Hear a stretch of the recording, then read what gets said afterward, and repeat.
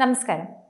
Airborne എന്ന പേര് നൽകിയ ഒരു പിഴവ് കാരണം എയർപ്ലേ വഴി നിങ്ങളുടെ ഐഫോണും മാക്കും എന്തിനധികം നിങ്ങളുടെ കാർ വരെ ഹാക്കർമാർക്ക് റിപ്പോർട്ട് ചെയ്യാനും അതുപോലെ ഹാക്ക് ചെയ്യാനും ആക്രമിക്കാനും ഒക്കെ കഴിയുമെന്ന് ആർക്കൊക്കെ അറിയാം.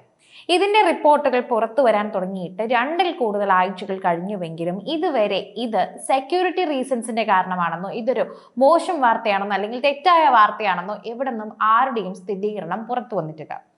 ഓഡിയോ, വീഡിയോ, ഫോട്ടോ തുടങ്ങിയവയെല്ലാം തന്നെ ആപ്പിൾ ഉപകരണങ്ങളിൽ നിന്നും മറ്റ് ഉപകരണങ്ങളിലേക്ക് സ്ട്രീം ചെയ്യാൻ സഹായിക്കുന്ന എയർപ്ലേയിൽ 23 പിഴവുകളാണ് ഒലിഗോ സെക്യൂരിറ്റി കണ്ടെത്തിയിരിക്കുന്നതെന്നാണ് റിപ്പോർട്ടുകളിൽ വ്യക്തമാക്കുന്ന ഒരു പ്രധാനപ്പെട്ട വിഷയം.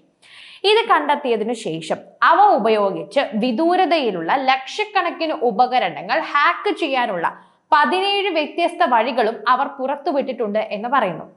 ഈ 17 പ്രശ്നങ്ങളും വ്യത്യസ്ത വഴികളിലൂടെ ഹാക്ക് ചെയ്യപ്പെടാൻ വഴിയൊരുക്കുകയാണ് മാത്രമല്ല ഓരോന്നിനും ആക്രമിക്കപ്പെടാതെ സുരക്ഷയൊരുക്കാൻ പ്രത്യേകം സോഫ്റ്റ്വെയറുകൾ ആവശ്യമാണെന്നും പറയുന്നു.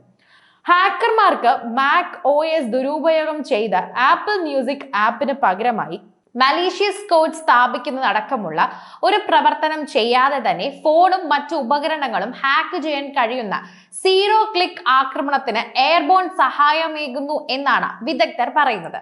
ഇക്കഴിഞ്ഞ മാർച്ചിൽ iOS 18.4, Mac OS 15.4, tvOS 18.4 security അപ്ഡേറ്റുകൾ വഴി ആപ്പിൾ ഉപകരണങ്ങൾക്ക് സംരക്ഷണം ഏകിയിരുന്നു എന്ന് പറയാം.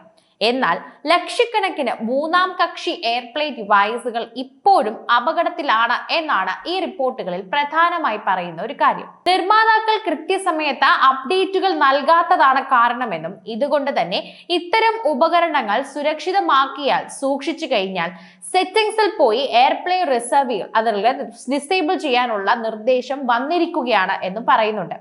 ഇത്തരത്തിലുള്ള നിർദ്ദേശം വരുന്നത് ഈ വാർത്ത സ്ഥിരീകരിച്ചത് കൊണ്ടാണെന്നും പറയുന്നുണ്ട്.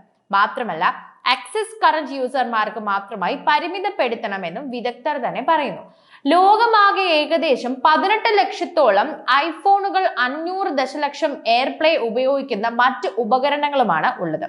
അതുകൊണ്ട് തന്നെ ഇതിൽ പറയുന്ന ചില കാര്യങ്ങൾ എയർബോണിന്റെ ഭീഷണി എത്രത്തോളം വ്യാപകമാണെന്ന് അറിയാൻ കഴിയും.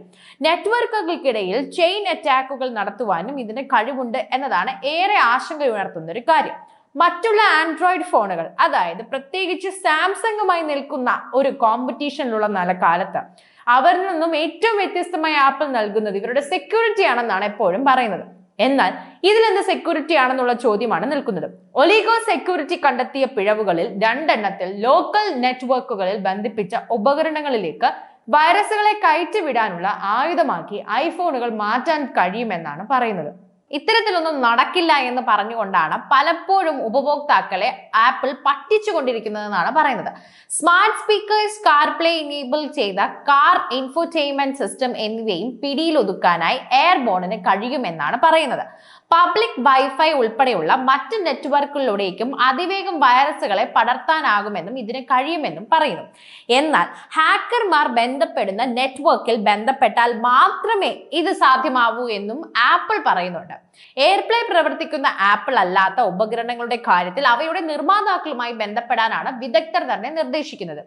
അപ്ഡേറ്റ് നൽകിയിട്ടുണ്ടോ എന്ന് പരിശോധിച്ച് ഉണ്ടെങ്കിൽ അത് എത്രയും പെട്ടെന്ന് ഇൻസ്റ്റാൾ ചെയ്യാനും അവർ പറയുന്നു. ഒരിക്കൽ വൈറസ് ബാധിച്ചു കഴിഞ്ഞാൽ ഹാക്കർമാർക്ക് വ്യക്തിഗത ഡേറ്റ ശേഖരിക്കാനും കോളുകളിലേക്കും മീഡിയയിലേക്കും പോലും ആക്സസ് നേടാനും കഴിയും.